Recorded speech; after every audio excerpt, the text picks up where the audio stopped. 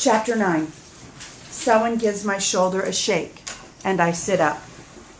I've fallen asleep with my face on the table. The white cloth has left creases on my good cheek.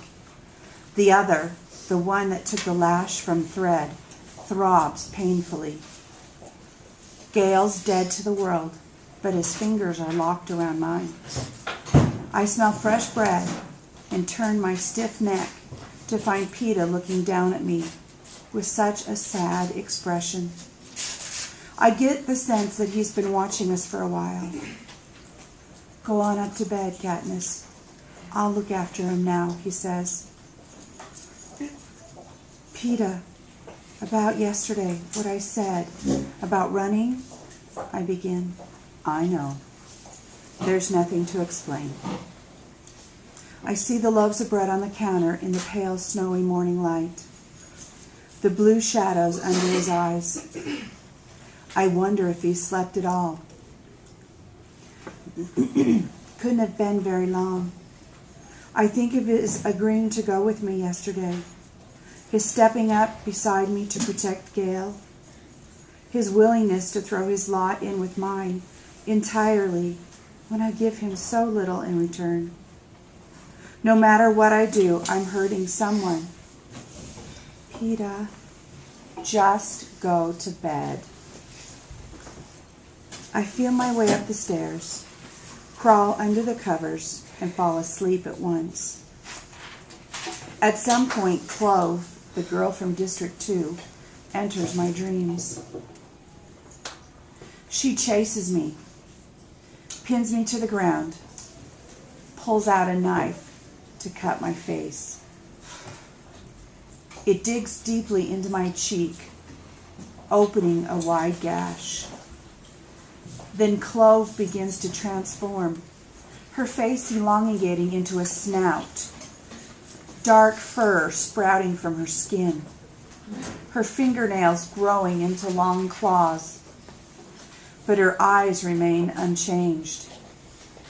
She has become a mutation, form of herself, a wolf-like creation of the Capitol that terrorized us the last night in the arena. Tossing back her head, she lets out a long, eerie howl that is picked up by the other mutts nearby. Clove begins to lap the blood flowing from my wound, each lick sending a new wave of pain through my face. I give a strangled cry and wake with a start, sweating and shivering all at once. Cradling my damaged cheek in my hand, I remind myself that it is not Clove, but Thread who gave me this wound. I wish that Peter were here to hold me, until I remember I'm not supposed to wish that anymore. I've chosen Gale, the rebellion, and the future with Peter is the Capitol's design, not mine. The swelling around my eye has gone down, and I can open it a bit. I push aside the curtains and see the snowstorm has strengthened till a full-out blizzard. There's nothing but whiteness and the howling wind that sounds remarkably like the mutations. I welcome the blizzard with its furious winds and deep drifting snow. This may be enough to keep the real wolves, also known as the peacekeepers, from my door. A few days to think, to work out a plan, with Gale, Peeta, and Haymitch all at hand. The blizzard is a gift. Before I go down to face this new life, though, I take some time, making myself acknowledge what it will mean. Less than a day ago, I was prepared to head into the wilderness with my loved ones in the midwinter, with the real possibility of the Capitol pursuing us. A precarious venture at best. But now, I am committed to something even more risky. Fighting the Capitol assures their swift retaliation. I must accept that at any moment I could be arrested.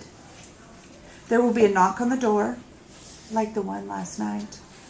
A band of peacekeepers to haul me away.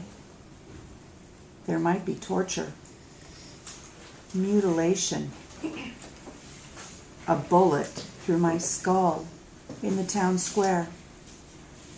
If I am fortunate enough to go that quickly. The capital has no end of creative ways to kill people. I imagine these things, and I am terrified.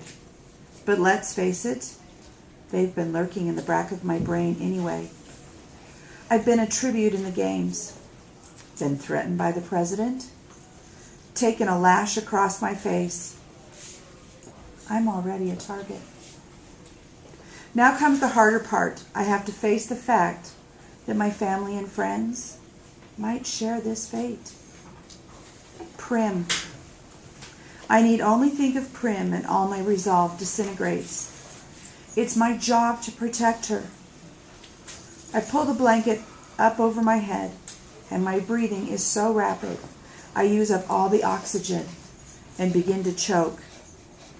I can't let the capital hurt Prim. Then it hits me. They already have.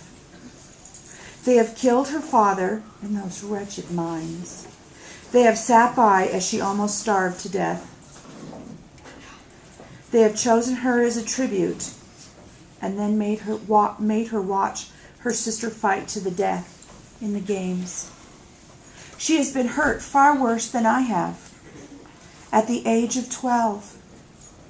Even that pales in comparison to Rue's life. I shove off the blanket and suck in the cold air that seeps through the window pane. Prim, Rue, aren't they the reason I have to try to fight?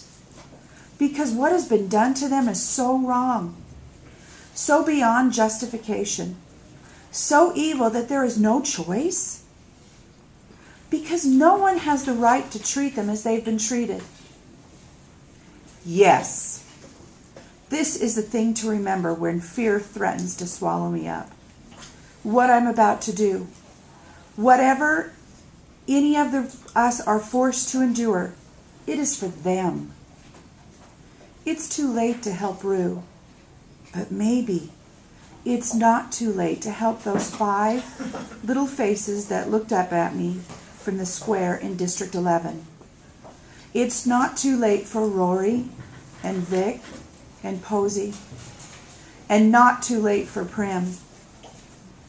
Gail's right. If people have the courage, this could be an opportunity. He's also right, since I have set it in motion, I could do so much.